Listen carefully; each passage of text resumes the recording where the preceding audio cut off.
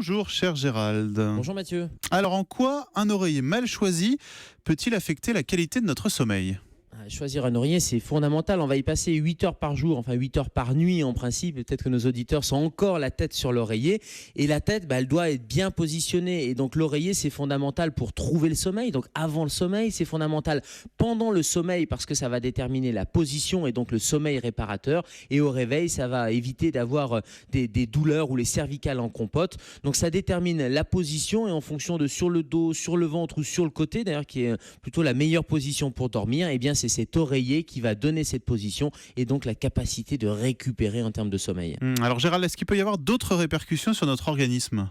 Alors oui, le choix de l'oreiller, ça détermine la position et donc la qualité du sommeil, mais ça détermine aussi les répercussions au niveau de la colonne cervicale. Alors vous risquez pas de vous déplacer des cervicales, mais en revanche, vous risquez d'avoir une augmentation des tensions musculaires notamment ou des tensions nerveuses. Ça va appuyer, donc la tête va reposer sur cet oreiller et il faut qu'elle se situe vraiment dans le prolongement de la colonne vertébrale, sans tension cervicale ou sans tension dorsale.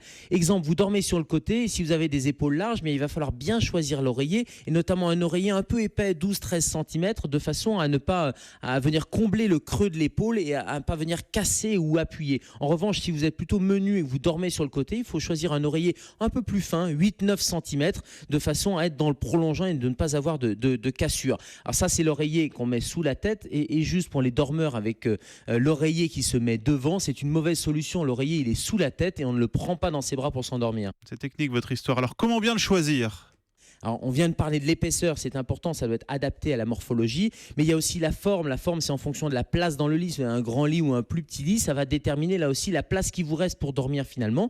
Et puis il y a la matière. Alors, il y a des modèles en mousse ou des modèles synthétiques qui sont à la fois fermes et compacts, qui vont offrir un excellent soutien cervical. Et ça, c'est important pour la colonne cervicale. Et puis on parle beaucoup des oreillers ergonomiques qui sont en forme de vague un peu. Et ce type d'oreiller, il dispose d'une partie haute justement pour caler les épaules. Et ça, c'est bien parce que ça va venir combler avec plus de précision le creux de la nuque.